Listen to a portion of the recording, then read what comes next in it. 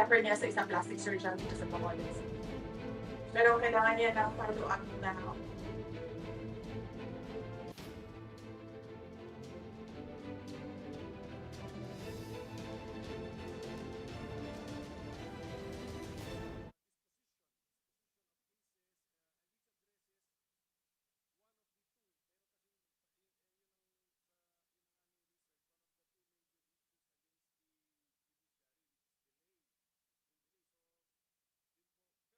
and ang sunod namin na activity is yung distribution ng mga negosyo tandahin ng mga assistance. So meron tayong mga individual entrepreneurs na katanggap sila ng kanilang dagdag kapital.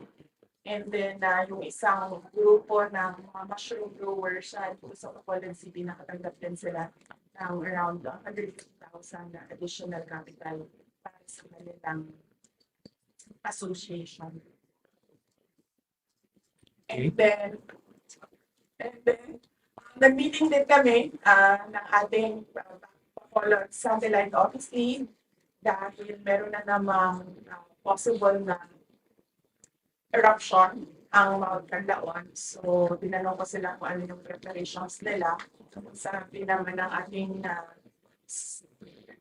Panay and Negros Island Satellite Office na once na merong evacuation at ilagay sa Tanang Stadium, nakahanda sila na magbigay ng support in terms of food and non-food relief and medical assistance, doctors.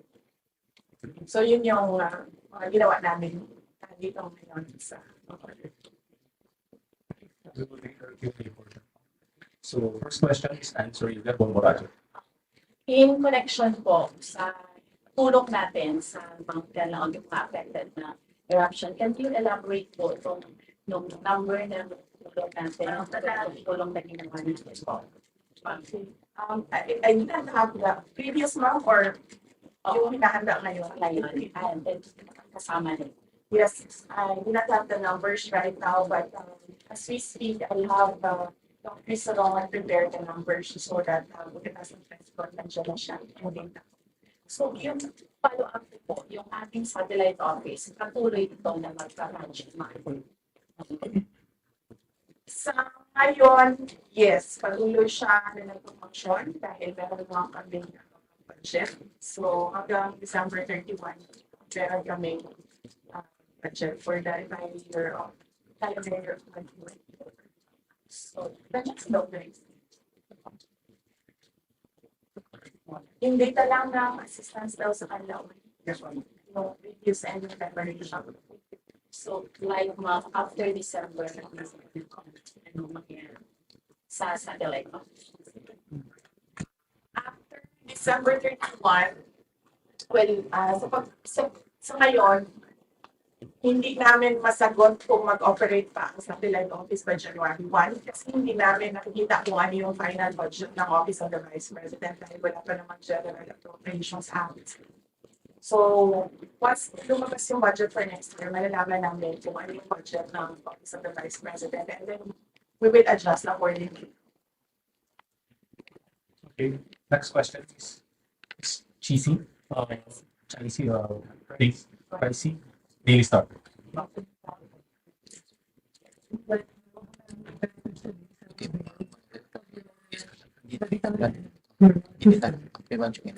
Sorry, ma'am.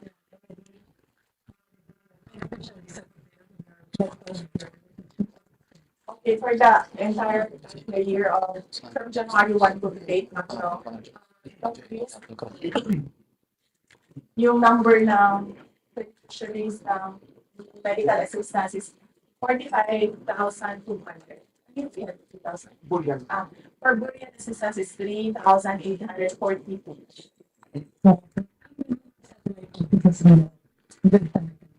We have 10, ma'am. We have one in Taglupan, one in Isabela City, Kawayan City, Isabela, province of Isabela. One in Bacolod, one in Bacolod for Panay and Negros Island, one in Cebu for Cebu, Bohol City Ward, one in Tacloban for Leyte Samar, one in Barn for Barn, one in Bacolod City for Western Mindanao, one in Davao City for Southern Mindanao and Northern Mindanao, and one in About the budget. as well. We have one as well in Legazpi City for Bicol. About the Davao City, right? Sa free rides natin, ma'am, yung libreng sakay natin, we have one bus in Cebu, one bus in Davao, and 4 buses in the National Capital. Okay, so Hindi affected also. Likely, ma'am, if there will be budget cuts, the operations of the libreng sakay will likely be affected, but we can adjust. Sanay naman ako sa adjustments ng when I was mayor of Davao City. Hindi naman limitado talaga yung budget. So, sanay naman kami spread out ng resources to ensure that meron pa rin mga projects na ito. Thank you.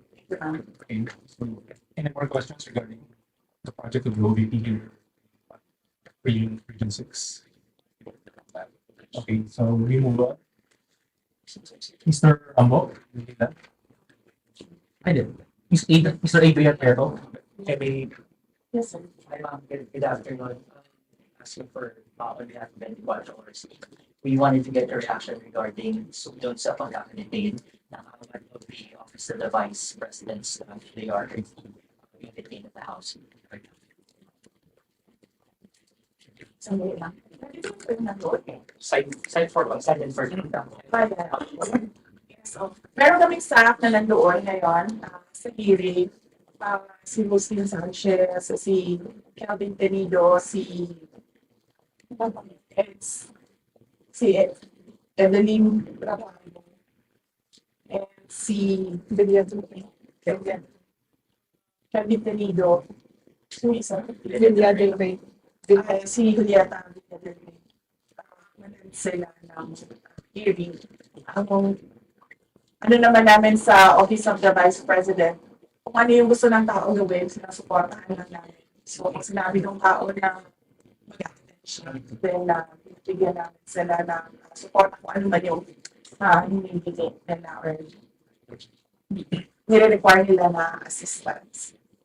And then, doon sa mga hindi naka-attend, meron mga doon na hindi naka-attend dahil sa activities ng OVP anniversary. Ang anniversary ng OVP is on November 15, 89 years. Tama ba po? The Chris.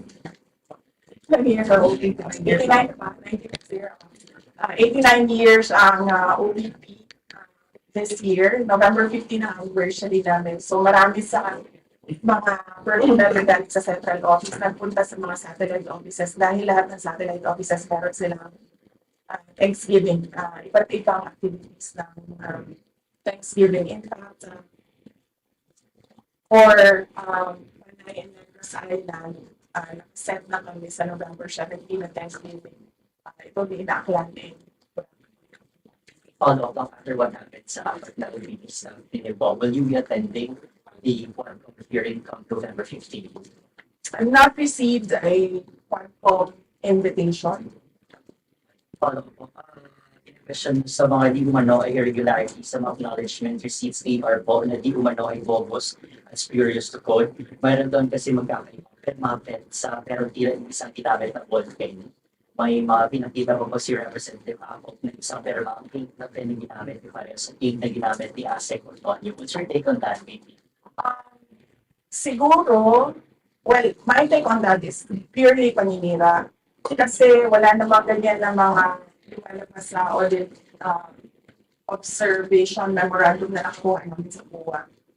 And siguro ang tamang venue po saan kami sumagot sa audit dahil hindi pa lang sa confidential audit sa lahat ng audit na ginagawa sa aming opisina sa Office of the Vice President is in the Commission on Audit. So, as we said from the start, we have been fully cooperating with all the AOMs. We have been answering all the questions of the auditors. Last na po, medyo cold na daw po yung relationship niyo with Senator Jaime, who is girlfriend? Sinabi ko yung relationship namin, sinabi ko lang, nung pinag-message ko siya, kung yung kanyang reply. But sinabi naman niya sa akin na hindi daw siya cool. Kaya wala naman kami problema. Regularly exchange messages. Next question, Sir Ongo. How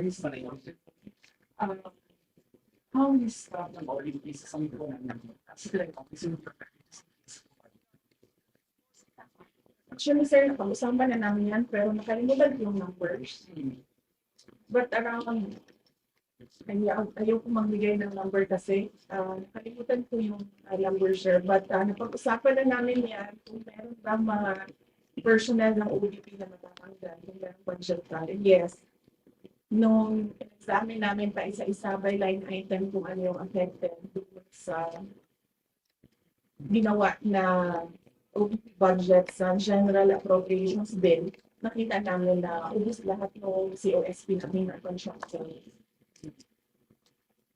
So how will it continue to get like that? Okay, so the Vice President said, okay pa po, President. I hope this question is in the Philippines. Papunta pa tayo.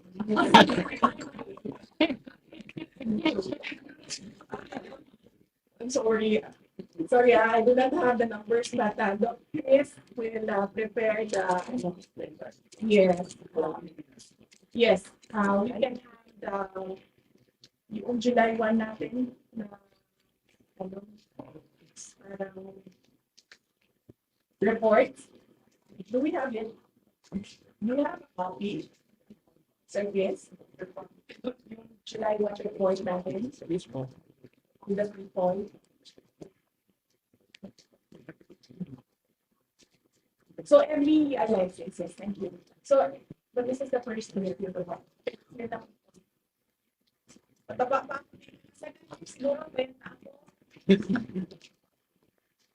So every year we have a report, sir. June. So this is our first year. We continue to have this, and then within our second year, that's simple. We review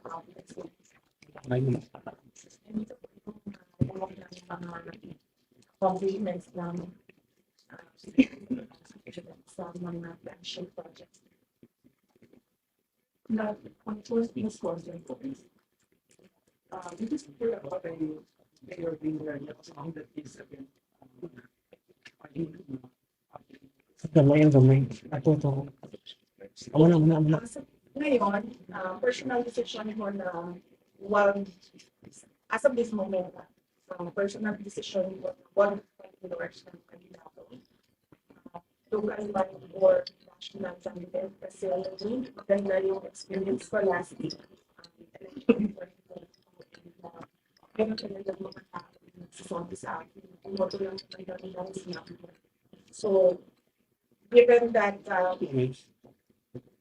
some people follow what I say, meron na akong parang hesitation na magsabi ulit ng susunod ang mga tao. Pero, paalala ko lang sa ating mga ditante na pinag-isip na yung mga kandidato sa mga lugar.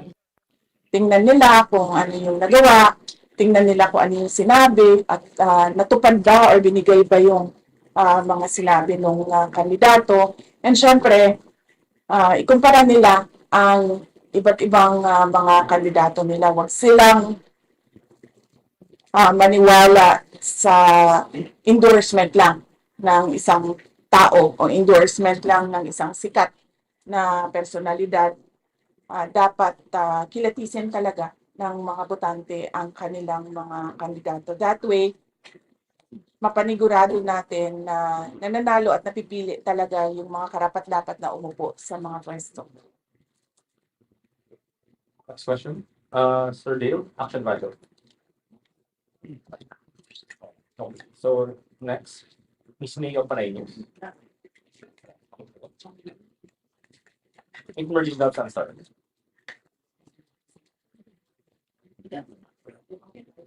Okay na. Pwede ba? Yes, sir. Wala. Oh. Saan tayo makita? Wala pa kayong tanong. Carla. Yung apat nilang staff, they were cited for contempt. How would you describe that? Is that politically motivated or they just provide insight for consent? Lahat sa simula pa lang, ma'am, nagsabi na talaga ako na the hearings in the House of Representatives are politically motivated. Unang-una, nagsimula yan last year, di ba? Kung maalala ninyo, nagsimula talaga yan last year sa confidential funds. May meeting na nangyari with the Makabayan Block, and hindi naman tinago yon, pinost naman sa social media, Makabayan Block and Speaker Martin Romualdez. Then they started attacking the budget of the Office of the Vice President. When in fact, pag-submit ng budget na yan, pag-submit ng depart ng office ng budget, nasa NEP na yan siya. Ibig sabihin, pag nasa NEP siya, inapprove na siya ng President because that NEP is the submission of the President to Congress of his proposed budget. So, pagkatapos ng meeting nila, nag-hearing na sila noong budget and lumabas, nang nag-hearing sila ng budget ng Commission on Audit, lumabas ang AOM. Audit Observation Memorandum ng COA. In a span of 4 days, lumabas yung kasunod na AOM. So para bang para bang meron silang collusion noon na dito natin aatakihin, ito yung gagawin natin. So lumabas nga yung AOM, sinagot naman namin yung mga AOM because we fully respect the mandate of COA to audit funds, no? So sinagot namin, tapos ang sumunod nun ay nasagot namin. Nagkaroon kami ng notice of suspension. Doon sa notice of suspension, sinagot din namin sa COA. And then nagkaroon kami ng portion ng notice of disallowance. Now ngayon, pagdating sa notice of disallowance, meron kami 6 months to appeal. So, ibig sabihin doon, hindi pa tapos yung audit. Tapos, noong budget hearing na for calendar year 2025, nakita ninyo, ako na lang yung mag-isa na pumunta doon. Kasi sinabihan na ako ng mga kaibigan ko sa loob ng House of Representatives na walang budget hearing na mangyayari. Ang gagawin lang nila is aatakihin kanila sa confidential funds. So, ang ginawa namin, binitawan namin yung budget namin. Sinabi namin sa Congress, since you have the power of the purse, then you can do whatever you want with the budget. Kung gusto niyo bawasan, go ahead. Kung gusto niyo dagdagan, go ahead. Bahala kayo. Anyway, mga katrabaho pa naman kami. Kung ano yung maiwan, yun yung gagamitin namin para magtrabaho. So, yun. So, they started attacking me in the budget hearing. Hindi nila magawa. Kasi nga, binitawan na namin yung budget. Sinabi namin sa inyo na yan. Ang ginawa nila, what they cannot do in the budget hearing, they created a privileged speech ko noon, questioning yung mga ginagawa na projects ng Office of the Vice President, and then they referred it to the committee. And then the committee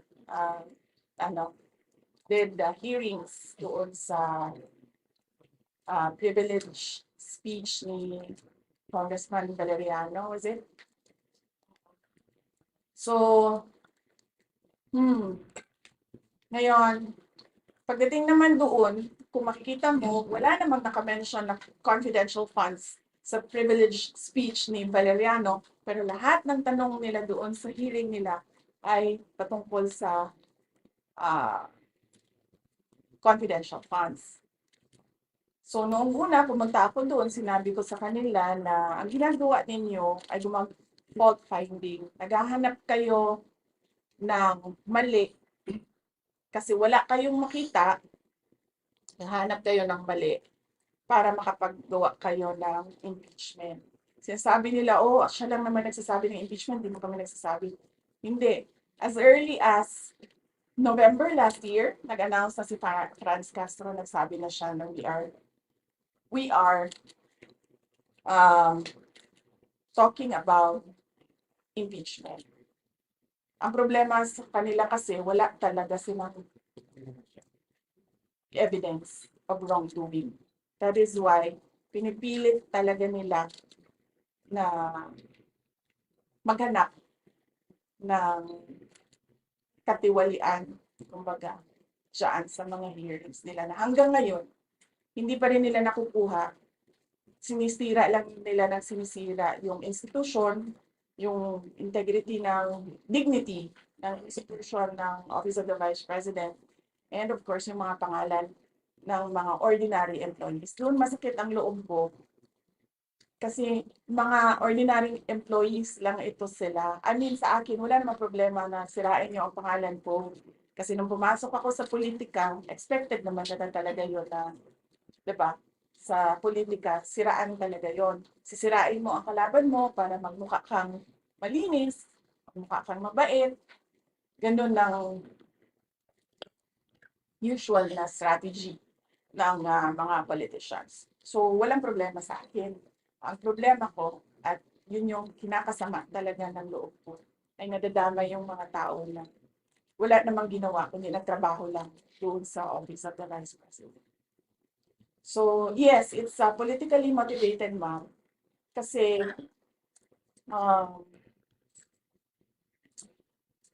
dahil hindi ko alam kung anong kinagalit ni Lisa Marcos sa akin. Sabi niya, yung tumawa daw ako sa pagsabi ni PRD na yung president. Yun naman yung sinabi niya na kinagalit niya sa akin. So,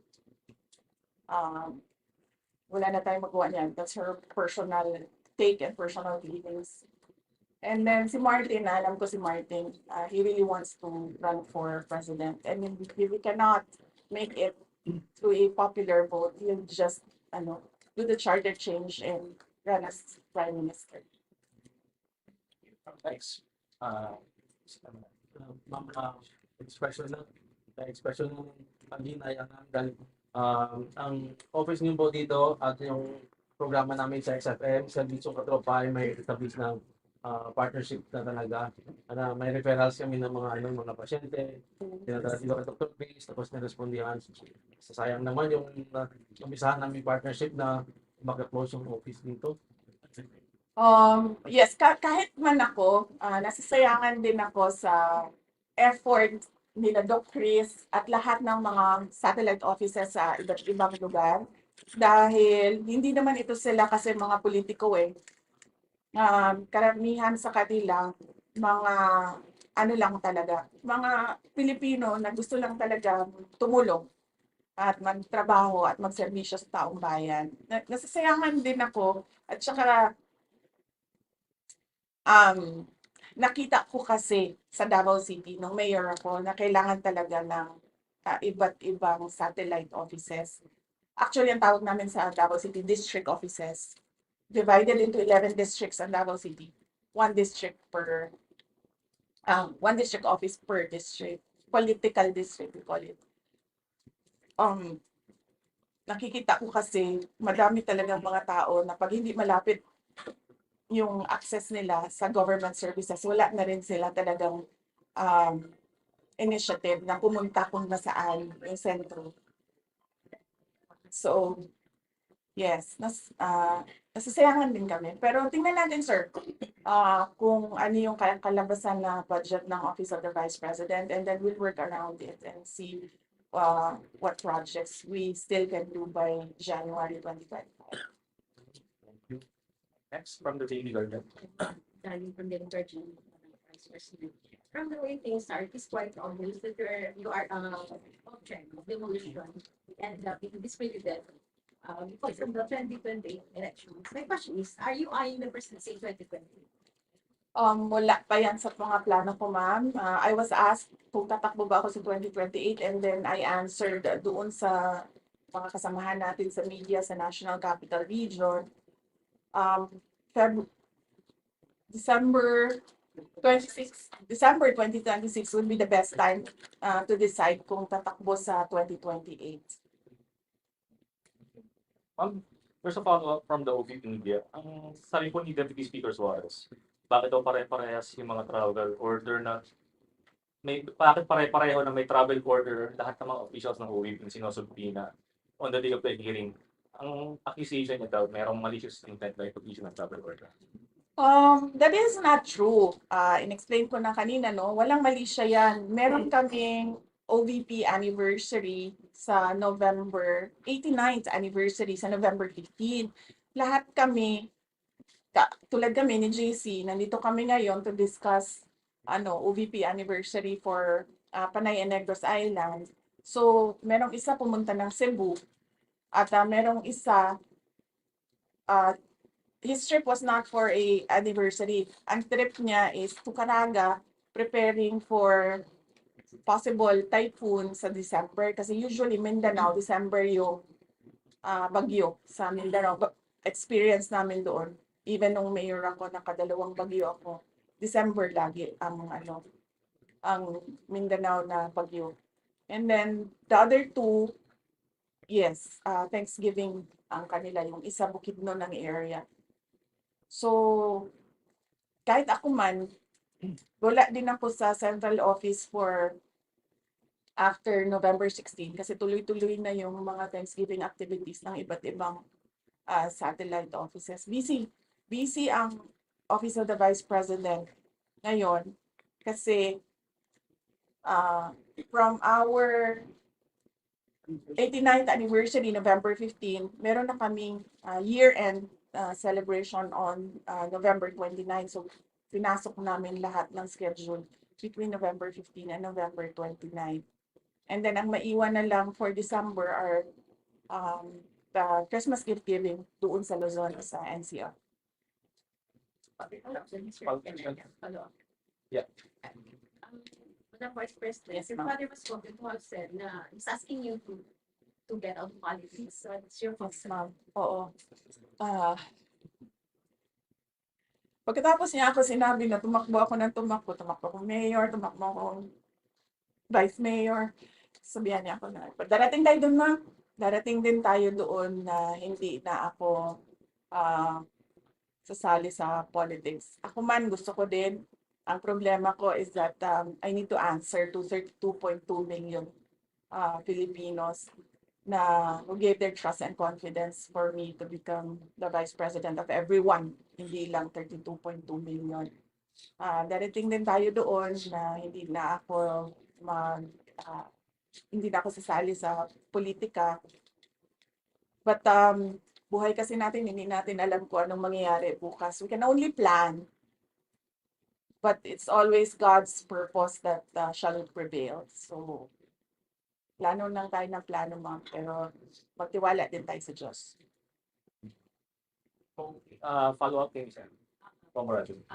Ma'am, yung speaking of former President Duterte, yung reaction po ninyo or your take po ninyo na nag-refuse sa pag-attend na hearing na pinatawag sa kanya. Sa quad ko, Well, that is his prerogative. Hindi ko alam kung bakit hindi siya umattend sa invitation ng hearing ng Quadcom. But kung ano yung desisyon niya, tulad ng sinabi ko kanina, kung ano yung desisyon ng mga OVP personnel, doon lang din ako susuporta. Mahirap kasi sabihan ng tao, umattend ka or wag ka umattend. Kasi siya yung uupo doon siya yung sasagot doon. Hindi naman ako, hindi naman ibang tao. So, kung ano yung desisyon nila, supportahan ko lang. Pero last na lang po ma'am sa question din na wala pa kayong invitation come November 15. So ma'am, given na may invitation, mag-attend po kayo. Sa Quadcom, di na siguro. Ito ba yung Save the Queen?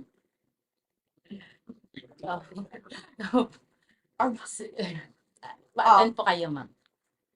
Kung yung Save the Queen lang komentan ko na lang yan siya, ma'am. Kasi ma'am, walang gumagawa ng operation na sasabihin niya kung ano yung objective ng operation niya. Let's say, for example, ang operation ko ay Save the Queen. Napaka-obvious naman siguro nun na parang tipong ang aming operation ay to make sure that she becomes president, and ang pangalan ng operation namin ay Save the Queen. Parang walang tanga na operator na ipapangalan mo sa operation mo ay kung ano yung objective mo. So, hindi ko pa So, pag-iisipan ko, ma'am, pag gusto kong makipag-away, siguro atan ako, ma'am. Pero sa ngayon kasi sabi ko kay JC, parang sa January na lang makipag-away kasi nga sobrang busy talaga yung Thanksgiving ng 89th anniversary. And ito din yung introduction namin sa 90 years ng OPP next year. Thank you po. Any more question? Last one question.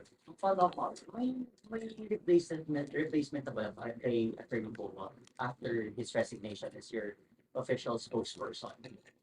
Wala pa, sir. Sa ngayon, wala pa kaming replacement for the Office of the Vice President Spokesperson. And if you have recommendations or a short list, we welcome your recommendations. Last question. May tanong? Sigaw ka niya? Oh, but no, napakahalaga ng Panay and Negros Island satellite office namin.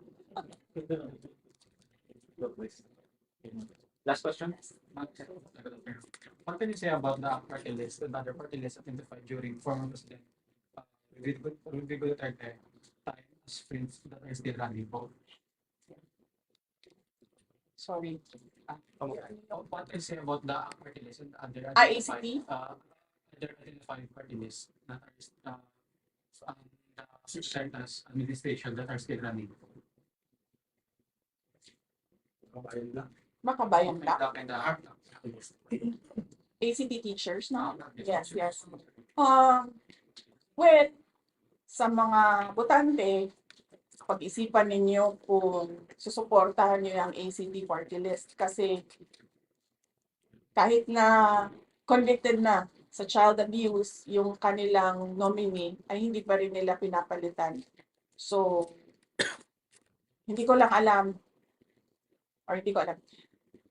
Hindi tama na isang grupo ng isang party list ng mga teachers ang kanilang nominee ay isang tao na convicted with the crime of child abuse. So, pag-isipan ninyo mabuti yan bago kayo bumoto ng party list. And sa iba namang mga makabayan block na party list, ilang beses na inulit-ulit ng NTFL kung ano yung connection nila sa CPP, NPA, NDF. Yes, sir. We know Sorry, that sir. we know that you are close to Pastor Binoy. What can you say about this case? It's a good thing na he decided to surrender so that mas mapadali yung pag-hearing ng cases niya.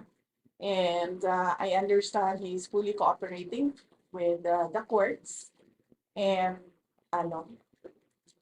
sana ay matapos na, ma-resolve na yung kanyang mga kaso. Kung meron man siyang kailangan panagutan, then panagutan niya. Kung inosente man siya, then mapalaya na siya. One last word. Madam President, Ponce Espino Moradyo, Bacolod. Vice President pala. Sorry, parang nagmamadali ako, excited din. Paano mo ba ihambing ang iyong trabaho na ngayon nag-iisa ka na, compare mo na mayroong unity pa kayo ng administration ni President BBM. So, saan yung mas ganda na magtrabaho yung mag-isa o meron kasama? I don't like crowds. So, okay lang ako mag-isa. With the administration? Compare mo na ngayon na... Pareho lang naman eh. Nung nandun ako, inaatake nila ako. Nung umalis ako, inaatake din nila ako. So, kung may preference man ako, base ko sa personality ko, ayaw ko ng maraming tao. I don't like crowds. So, I can work alone. Thank you po. Salamat!